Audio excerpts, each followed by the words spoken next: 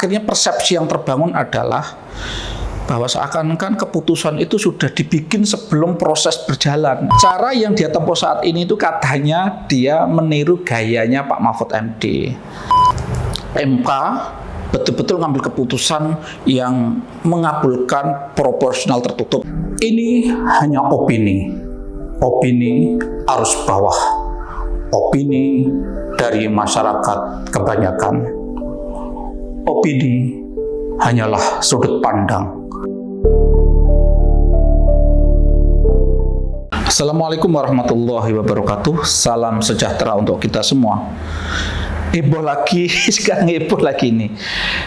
Sekarang perpolitikan Indonesia kembali dihebohkan dengan isu baru lagi, yaitu tentang pernyataan mantan wakil Menteri Hukum dan HAM di era SBY, Profesor Dr.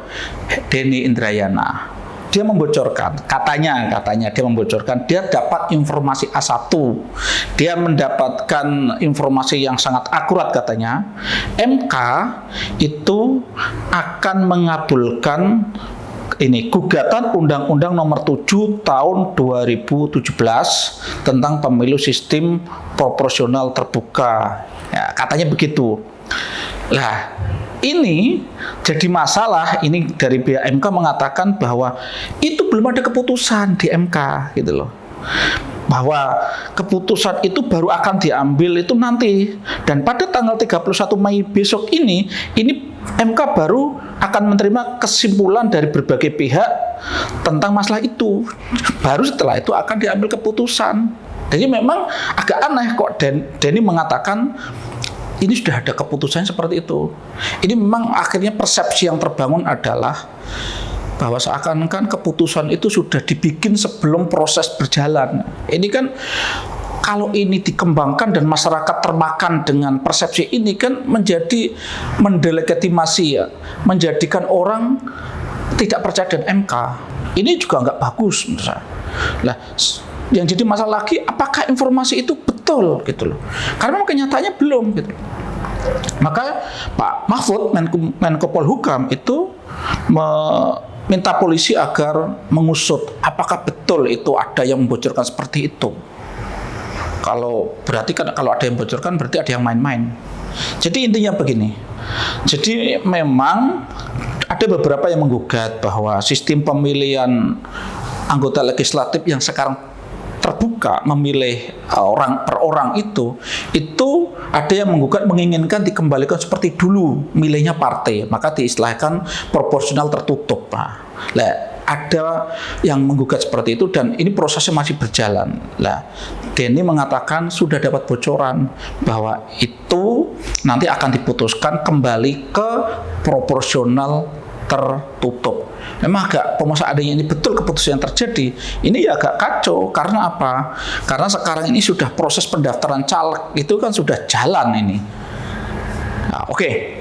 Tapi intinya seharusnya menurut saya Denny Indrayana agak menahan diri karena ini akan menimbulkan kehebohan. Dan ini kalau ternyata nanti informasi A1 yang dia sebut itu tidak benar, mungkin ada yang ngomong gitu ya, ternyata orang itu juga semestinya dia juga merekayasa data. Wah, ini kan bisa menjadi masalah hukum. Kan kasihan Denny yang harusnya profesor, guru besar tata negara ini kalau sampai berurusan dengan hukum masalah itu kan ya semestinya ya kasihan juga gitu. Nah, yang jadi yang agak menarik juga, Denny mengatakan cara yang dia tempuh saat ini itu katanya dia meniru gayanya Pak Mahfud MD. Jadi supaya kasus itu terkontrol oleh rakyat, supaya kasus itu jangan dibelokkan ke tujuannya tidak baik, dia mencoba memunculkan itu menjadi diskusi publik supaya ada kontrol dari masyarakat. Cuma persoalannya biasanya yang diungkap oleh Pak Mahfud itu kan kasus yang sudah berjalan dan ada indikasi melenceng, dulu seperti kasus Sambo gitu kan. Sementara Pak Mahfud punya data-data bahwa ini kasusnya nggak seperti itu. Terus akhirnya beliau ungkapkan di publik, sehingga publik ini menjadi semacam hakim, semacam kontrol kepada perjalanan kasus ini. Karena ini kuat, akhirnya kasus itu bisa digiring ke rel yang semestinya. Tapi ini kan kasusnya beda, ini belum keluar.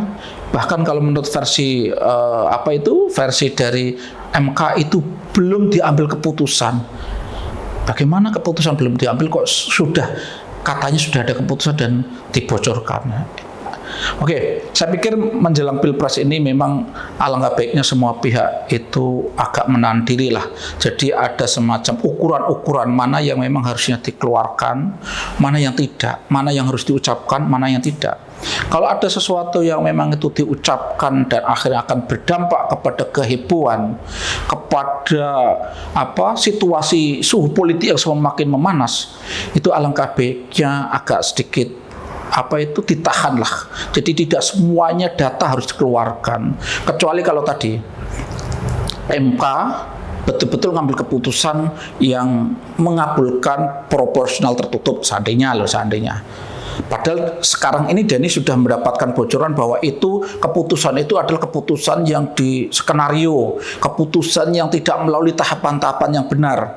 Nah, di saat itulah mungkin bisa dikeluarkan bahwa saya punya data ini, bahwa keputusan itu sudah di skenario sebelumnya. Kalau ternyata nanti data atau fakta-fakta yang disampaikan Denny itu benar, nah inilah mungkin akan menjadi kontrol kepada keputusan yang dianggap tidak akan membawa kebaikan tadi. Jadi harusnya begitu, bukan dibocorkan terlebih dahulu, bukan seakan-akan sudah dapat informasi dulu, ada rahasia yang itu perlu dikeluarkan dan ketika itu dibocorkan seakan-akan menjadi pahlawan yang memiliki informasi yang luar biasa dan itu menjadi sesuatu yang sangat penting dan itu menghiburkan masyarakat. Oke, jadi menurut saya masalah ini saya sepakat dengan Pak Mahfud. Ini polisi memang perlu mengusut, perlu memastikan apakah Denny mengatakan itu betul-betul dapat informasi dari orang lain yang dikatakan A1 tadi, apa hanya rekayasa dia. Artinya kalau ada rekayasa dari Denny berarti nanti masalahnya atau yang harus menanggung konsekuensi hukum ya Denny. Tapi kalau ternyata Denny itu menyampaikan itu dan memang ada yang menyampaikan itu yang pura-pura seakan-akan dapat informasi dari dalam, berarti orang ini yang harus diproses. Orang ini yang harus dijadikan target. Tapi intinya ini nggak boleh dibiarkan. Karena ini pertama terbukti menimbulkan kegaduhan. Terus nomor 2, ini tadi sudah saya sebutkan, kalau ini tidak ditangani, tidak ada penyelesaian dari pihak polisi, ini akan menimbulkan wacana, akan menimbulkan narasi di masyarakat yang akhirnya tidak mempercayai lagi lembaga yang namanya Mahkamah Konstitusi. Ini jelas tidak banyak orang baik. Ya, itu saja yang biasa saya sampaikan. Semoga sekali lagi peristiwa-peristiwa seperti ini harus jadi pelajaran untuk kita semua, sehingga berpikir betul untuk melangkah yang sekiranya itu akan menimbulkan kegaduhan, yang sekiranya tidak terlalu banyak manfaatnya, tolong dihindari. Tapi kalau memang sesuatu itu memang harus dikeluarkan dan itu sudah sangat mendesak dan sangat setelah dipertimbangkan memang tidak mungkin dihindarkan, ya nggak apa-apa. Tapi intinya semuanya harus lebih hati-hati untuk melakukan langkah-langkah di saat-saat menjelang pemilu saat ini. Cukup sekian. Assalamualaikum warahmatullahi wabarakatuh.